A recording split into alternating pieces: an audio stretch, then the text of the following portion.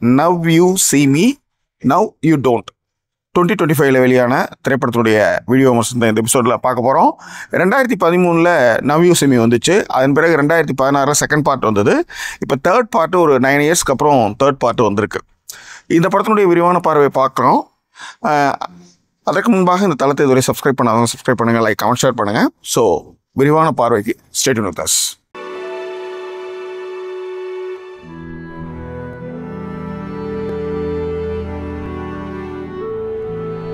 Now you see me now you don't.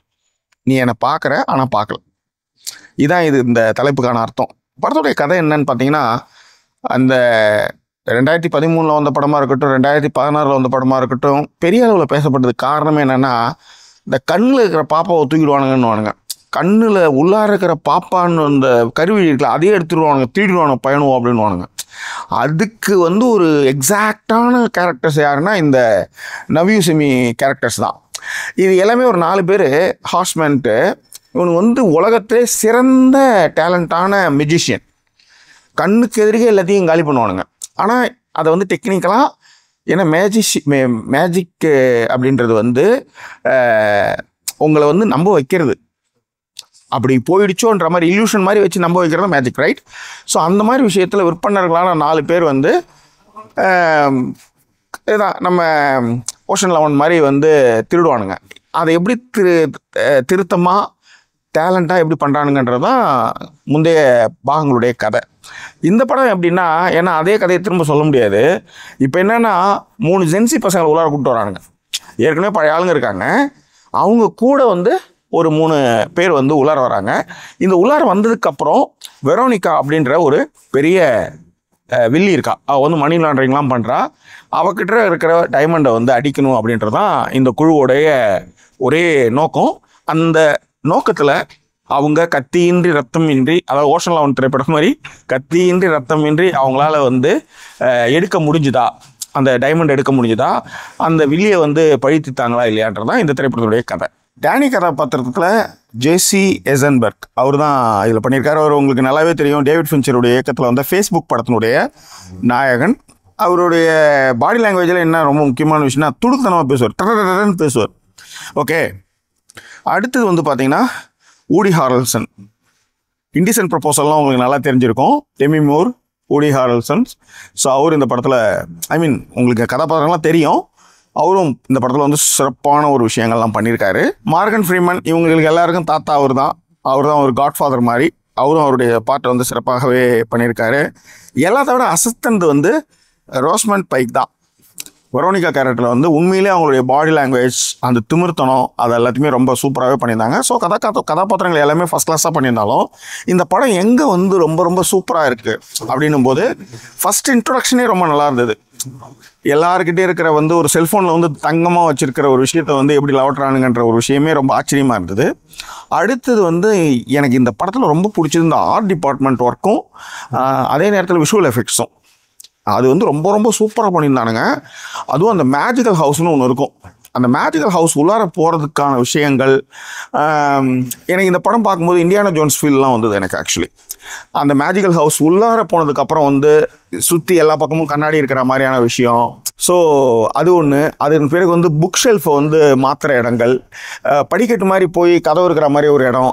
அதே மாதிரி இங்கே யூகேல ஃபேமஸ் எப்படின்னா, நம்ம உள்ளார போவோம் ஆனால் வீடே தலைகீழ இருக்கும். அந்த மாதிரியான இடங்கள் பசங்களுக்கு ரொம்ப ஜாலியாக இருக்கணும்னா அந்த மாதிரியான ஒரு செட்டப் ஒன்று வச்சு பண்ணியிருந்தாங்க அந்த மேஜிக்கல் வீட்டில்.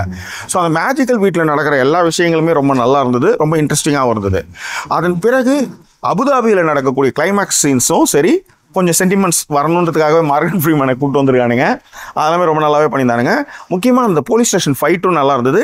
யங்ஸ்டர்ஸாக வந்திருக்காங்க 3 ஆக்டர்ஸுமே ரொம்ப நல்லா பண்ணியிருந்தாங்க, சூப்பராக பண்ணியிருந்தாங்க. ஃபைட் சீக்வன்ஸும் சரி, விஷுவல் எஃபெக்ட்ஸும் சரி ரொம்ப நல்லாவே இருந்துச்சு. டெக்னிக்கலாக இந்த படம் ரொம்ப ஸ்ட்ராங் தான். முக்கியமாக சினிமாட்டோகிராஃபி ஜார்ஜ் ரிச்மண்ட் ஃபண்டாஸ்டிக்காக பண்ணியிருந்தாங்க. முக்கியமாக அபுதாபியோடைய ஏரியல் வியூ ஷாட்ஸு, அந்த ரகசியமாக ஒரு லாக்கர் ஒன்று இருக்கிற இடத்துக்கான விஷயங்கள், அதெல்லாமே ரொம்ப நல்லா இருந்தது. முக்கியமாக மியூசிக் பிரைன் டைலர். எனக்கு இந்த படம் முடிஞ்சமே உடனே வெளியே வந்துடாதீங்க. டைரக்டர்ஸோடைய நேமு, கேரக்டர்ஸ் நேம்லாம் போடும்போது வரக்கூடிய அந்த சாங் வந்து ஃபேண்டாஸ்டிக்காக இருந்தது. அதுக்கான விஷுவல் எஃபெக்ட், கிராஃபிக்ஸ் எல்லாமே சூப்பராக இருந்துச்சு. எடிட்டர் வந்து சாசி, அவரும் அவருடைய பாட்டை செலவாக பண்ணியிருந்தார். முக்கியமாக போலீஸ் ஸ்டேஷன் ஃபைட்டில் அவருடைய ஒர்க்கும் ரொம்ப சூப்பராகவே இருந்துச்சு. ஸோ டெக்னிக்கலாகவும் ரொம்ப நல்லாவே இருந்துச்சு. இந்த கதையில் ஜென்சி பசங்களை உள்ளார கூட்டு வரணுன்றதுக்காகவே, அதாவது இவனுங்க எல்லாரும் உபூதி அடிப்பானுங்க, ஓகே, இவனுங்க எல்லாருமே ஒருத்தன் உபூதி அடிக்கிறான் அப்படின்றது தான் இந்த படத்தினுடைய கதை. அது ரொம்ப நல்லா சிறப்பாகவே பண்ணியிருந்தாங்க. திரைக்கதையிலையும் ரொம்ப நல்லாவே இருந்தது. What is the conclusion? பொதுவாக கத்தியின்றி ரத்தமின்றி ஸ்மார்ட்டாக கொள்ளடிக்கிறதுன்னு ஒன்று இருக்குல்ல, இதுக்கு வந்து உலகமெங்கும் பெரிய ரசிகர் கூட்டம் இருக்குது. அதை சரியாக அறிவோட பண்ண படம் என்னை பொறுத்தவரையிலையும் ஓஷன் 11, 12, 13. ஓகே, 11, 12 அளவுக்கு 13 கிடையாது, பட் 11, 12. ஆனால் நீங்கள் நல்லா கவனித்து பார்த்தீங்கன்னா ஏன் வந்து மணி ஹேஸ்ட் வந்து அவ்வளோ ஃபேமஸ் ஆச்சு? காரணம் வந்து ப்ரொஃபஸர் வந்து ரொம்ப நீட்டாக திறமையாக ஒரு விஷயத்தை பண்ணி கொள்ளடிக்கிறாருன்ட்டு. ஸோ இப்போ ஒரு ஸ்மார்ட்டாகவும் கத்தியின்றி ரத்தமின்றி ஒரு கொள்ளை, அதே நேரத்தில் மெஜிஷியன்ஸ், இவங்க 2 பேரும் ஒன்றா சேரும்போது அது எப்படி இருக்கும் அப்படின்றது தான் இந்த படம். இது வந்து மறைமுகமாக ஹாரி பாட்டர் மாதிரியான ஒரு விஷயத்தை வந்து இது வந்து செய்யும்போது, அந்த மேஜிக்கல் விஷயம்லாம் உள்ளார வரும்போது, ஹாரி பாட்டர் பிடிக்கிறவங்களுக்கும் சரி, இந்த ஹேஸ்ட் மூவிஸ் பிடிக்கிறவங்களுக்கும் சரி, இந்த படம் வந்து அல்வா சாப்பிட்ற மாதிரியான ஒரு ஃபிலிமு.